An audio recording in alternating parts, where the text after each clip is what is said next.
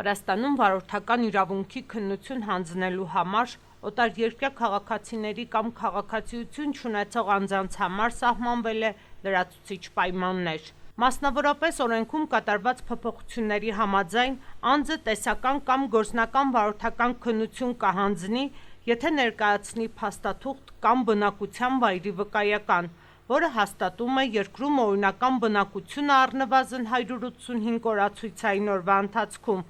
քննությունից առաջ անընդմեջ 12 ամսվա ընթացքում։ Սպասարկման գործակալությունը ծառայություններ կմատուցի օտարերկրյա քաղաքացուն կամ քաղաքացիություն չունեցող վարորդի թեկնածուին, որը հաջողությամբ հանձնել է տեսական քննությունը համապատասխան կատեգորիայի տրանսպորտային միջոց վարելու իրավունքի համար, մինչև այս հրամանի ուժի մեջ մտնելը, նշված է օրենսդիր տեղեկագրում հրապարակված հրամանում։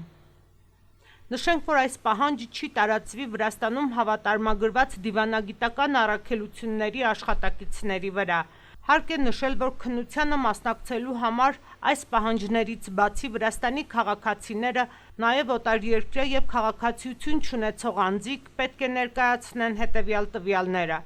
էլեկտրոնային կամ ֆիզիկական դիմում, որում նշված է այն տրանսպորտային միջոցի կատեգորիան կամ ենթակատեգորիան, որի համար դիմորդը ցանկանում է ստանալ վարելու իրավունք, լուսանկար, անձնագիր, բնակության վայրը նշող փաստաթուղթ, ծառայությունների մատուցման համար օրենքով սահմանված վճարումը հաստատող փաստաթղթեր,